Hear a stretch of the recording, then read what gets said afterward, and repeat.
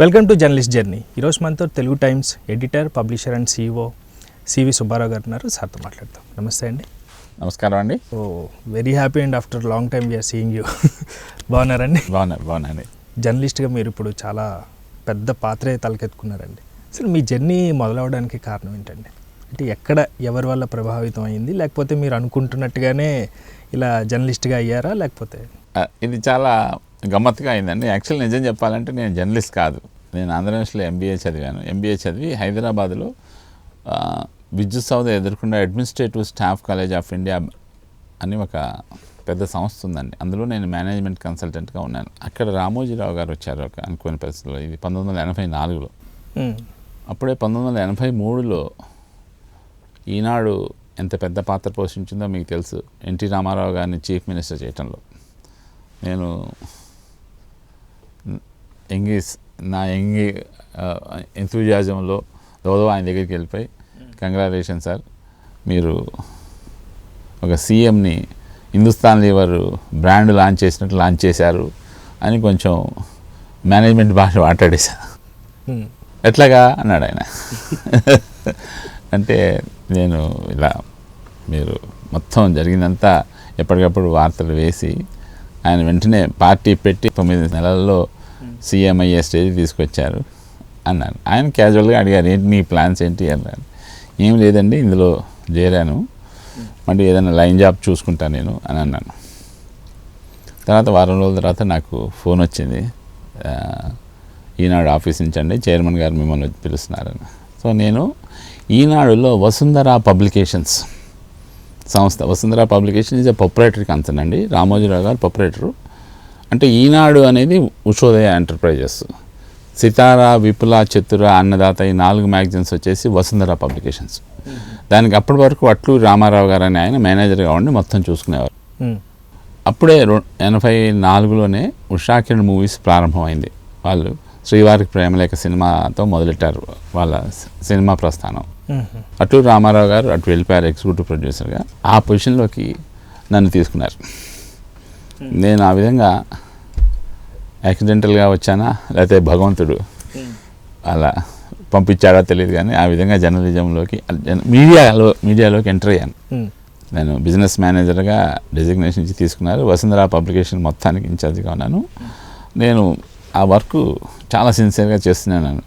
So నా journalism అనండి, లేదా మీడియా ఎక్స్పీరియన్స్ అండి, ఏదైనా సరే రామోజీరావు గారి దగ్గర నేర్చుకున్నాను. గురువు గారు అంటే రామోజీరావు గారు. అందులో ఎలాంటి సెకండ్ ఒపీనియన్ లేదు. ఆయన దగ్గర డైరెక్ట్గా రిపోర్ట్ చేసి నేర్చుకున్నాను. చాలా వరకు ఆయన చెప్పినవి చేయటంలో నాకున్న చిన్న పరిజ్ఞానంతోనూ, నాకున్న చదువు, వాటెవర్ ఇట్ ఈస్ పెట్టి చేయటంలో చాలా విజయాలు సాధించాం. ఇప్పుడు అన్నదాత పత్రిక 3000 కాపీలు ఉంది నేను చేరినప్పుడు 84లో. నన్ను ఇంటర్వ్యూ రోజునే అడిగారు, ఇది చూసా అంటే చూడలేదండి, ఎప్పుడు చూడలేదండి. ఇది అన్నదాత ఫార్మర్స్ మ్యాగజైన్, ఎన్ని కాపీలు పోవాలి అన్నారు ఆయన. అప్పుడు ఇంకా నేను చెప్పా కదా బుకిష్ నాలెడ్జ్. 25-26 వేల విలేజెస్ ఉన్నాయండి ఆంధ్రప్రదేశ్లో, విలేజ్కి ఒకటైనా అమ్మాలిగా అన్నా నేను. అదే నీ టార్గెట్ అన్నారు ఆయన.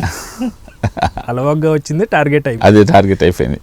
నేను నా పనిలో నుండి పని చేసుకుంటాను. కానీ 3.5-4 ఇయర్స్కి when Annadata circulation reach 25,000 copies, ఆయన గుర్తుంచుకుని ఒక పెన్ ప్రజెంట్ చేశారు నాకు, పిలిచి, సుబ్బారావు నువ్వు చెప్పిన వాడు నిలబెట్టుకున్నావు, 25,000 అయింది అన్నారు. నేనైతే రొటీన్ పనులు మర్చిపోయాను కూడా, అసలు మీ వర్క్లో మీరు ఇన్వాల్వ్ అయిపోయాను. ఆ విధంగా. అలాగే విపుల చతుర కూడా రకరకాల ప్రయోగాలు చేశాను నేను. రకరకాల ప్రయోగాలు ఎలాగంటే, అసలు విపులలో అన్ని భాషలకు సంబంధించిన స్టోరీలు తెలుగులోకి అనువదించి వేస్తారు. అంటే ఏంటంటే, ఒక తెలుగు పాఠకుడికి ఒక మలయాళంలో కథ ఎలా ఉంటుంది, బెంగాలీ వాళ్ళ కథ ఎలా ఉంటుంది, తమిళ వాళ్ళ కథ ఎలా ఉంటుంది చెప్పాలనే ఉద్దేశంతో రామోజీరావు గారు విపులను ప్రారంభించారు. నేనేం చేద్దామంటే, దీనికి అసలు ఇంతవరకు ఎలాంటి పబ్లిసిటీ లేదండి అని ఈనాడులో పబ్లిసైజ్ చేయటం మొదలెట్టా. ఫస్ట్ ట్రైల్ వేసింది ఈనాడుతో. ఈనాడులో విపుల చిత్ర రిలీజ్ అయినప్పుడు, అన్నదాత రిలీజ్ అయినప్పుడు క్వార్టర్ పేజ్ యాడ్ నేనే డిజైన్ చేసుకుని, లేదా వేరే వాళ్ళు డిజైన్ చేయించి అవన్నీ వేయటం మొదలెట్టామాట. ఆ విధంగా వాటిని పెంచుకుంటూ వెళ్ళి దానికి ఆల్ ఇండియా కాంపిటీషన్స్ కండక్ట్ చేసాం. మళ్ళీ విపులా చిత్రకు ఆల్ ఇండియా కాంపిటీషన్స్ కండక్ట్ చేసి దానికోసం బెంగాలీ పత్రికలు అడ్వర్టైజ్ చేసి, మలయాళ పత్రికలు అడ్వర్టైజ్ చేసి, ఆ విధంగా ఆంధ్ర రాష్ట్రంలో కూడా విపులా చిత్ర గురించి అందరికీ తెలియటం, వాటి సర్క్యులేషన్ కూడా పెరగటం, అదంతా జరిగిందన్నమాట. ఆ విధంగా చేసుకుంటూ వచ్చాను. చెప్తూ ఉంటే చాలా విలువలతో కూడుకున్న, ఎంతో కష్టపడుతూ ఒక గురువులు ఒక మాట అంటే ఎంత కఠినంగా ఉండేదన్నట్టు తెలుసుకుంటారు. ప్రస్తుత రోజుల్లో జర్నలిజం అంటే ఏంటండి? నిజం చెప్పాలంటే ప్రస్తుత రోజుల్లో జర్నలిస్ట్ అని చెప్పుకోవాలంటే కూడా కొంచెం మొహమాట పడే రోజులు వచ్చేసాయండి.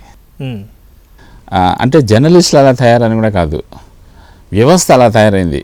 ఇప్పుడు మీరు ఏదో ఒక పార్టీకి కంపల్సరిగా ఎలినేట్ అయి ఉండాలి. ఒక పత్రిక ఎలా నవ్వాల్సిందే, ఎలా నవ్వకుండా జరగదు. అలాంటి సిచ్యువేషన్ వచ్చేసింది. అంటే అది మొత్తం మీడియా ప్రపంచానికి వచ్చేసింది. ఇక్కడే కాదండి, నేను ఇప్పుడు అమెరికాలో ఉన్నాను. ఇప్పుడు ప్రస్తుతం అయితే నేను గత 22 సంవత్సరాలుగా అమెరికాలో తెలుగు టైమ్స్ అనే పత్రికకి నేను ఎడిటర్, పబ్లిషర్, ఓనర్గా ఉన్నాను. అమెరికాలో కూడా రిపబ్లికన్ పార్టీకి వాళ్ళకి సంబంధించిన ఛానల్స్, న్యూస్ పేపర్లు ఉంటాయి. అలాగే డెమోక్రాట్స్, అక్కడ రెండు పార్టీలకి విడివిడిగా వాటి ఛానల్స్, వాటి వార్తా సంస్థలు ఉంటాయి. రైట్. సో ఇప్పుడు ఇండియాలో కూడా అంతే. మీరు నేషనల్ పేపర్స్ తీసుకున్నా సరే, హిందుస్థాన్ టైమ్స్ తీసుకున్నా, లేకపోతే ఎన్డీటీవీ తీసుకున్నా ఢిల్లీలో, లేకపోతే రిపబ్లిక్ టీవీ తీసుకున్నా, ఏది తీసుకున్నా సరే ఒక కంపల్సరీగా ఒక పార్టీకి ఎలైన్ అయ్యి ఉంటున్నాయి అన్నమాట. అది కొంచెం బాధగానే ఉంటుంది. ఎందుకంటే ఎప్పటి నుంచో నేను 40 ఏళ్ళు 84లో చేరానంటే ఇప్పుడు నేను 40 సంవత్సరాలు పూర్తి చేసుకున్న మీడియాలో. కొంచెం బాధగానే ఉంటుంది, బట్ తప్పదు. నా వాదన, నేను విన్నంత వరకు, చూసినంత వరకు, నోరుంటే జర్నలిస్ట్ అవ్వచ్చు. ఎంతవరకు వాస్తవం? నేను ఇండివిజువల్గా జర్నలిస్ట్ గురించి మాట్లాడితే ఇప్పుడు వచ్చిన జర్నలిస్ట్ అంతా కూడా డిఫరెంట్ అనమాట. తర్వాత ఏమంటే ప్రింట్ వచ్చింది, ప్రింట్ నుంచి టీవీ ఛానల్స్ వచ్చాయి, టీవీ మీడియా వచ్చింది, టీవీ మీడియా తర్వాత ఆన్లైన్ మీడియా వచ్చింది, ఆన్లైన్ మీడియా తర్వాత సోషల్ మీడియా వచ్చింది. ఇప్పుడు ఏంటంటే థంబ్నైల్ జర్నలిజం. ఇప్పుడు ఆ థంబ్నైల్ ఎలా పెట్టాలి, హెడ్డింగ్ అన్న దాని మీద జర్నలిస్టులు అంతా ఉంటున్నారు. ఇప్పుడు ఎంతవరకు వెళ్ళిపోయిందంటే అది రెగ్యులర్ జర్నలిస్ట్ కూడా మనం ఈ హెడ్డింగ్ ఇలా పెట్టాలా అనే స్టేజ్కి వచ్చేసారన్నమాట. అది పెట్టకుండా సాధ్యం కావట్లేదు. ఈ thumbnail journalism is now ruling the world. ప్రతి వాళ్ళు ఏంటంటే మొదట్లో ఏంటంటే టీవీ ఛానల్స్ వచ్చినప్పుడే ఏదో టీఆర్పీ కోసం చేస్తున్నారని, ఇప్పుడు ఆ టీఆర్పీ అది కూడా దాటిపోయింది. మనం దాటిపోయాం. థంబ్నైల్ ఇప్పుడు వెయ్యంగానే వెంటనే ఎన్ని వ్యూస్ వచ్చేసాయి, ఆన్లైన్లో ఎన్ని వ్యూస్ వచ్చేసాయి, అయితే అది ట్రోల్ అవుతుందా, దానికి రియాక్షన్స్ ఎన్ని వచ్చాయి. ఇప్పుడు అదే బేరీజ్ వేస్తుంది అన్నమాట పెర్ఫార్మెన్స్ని. అంటే ఒక వార్త యొక్క పెర్ఫార్మెన్సు, అంటే వార్త అంటే జర్నలిస్ట్ రాసిన కంటే కూడా ఏం హెడ్డింగ్ పెట్టాడు, ఏం ఫోటో పెట్టాడు, అది ఇమీడియట్గా ఎంతమంది చూశారు అన్నదే ఇప్పుడు కొలమానం.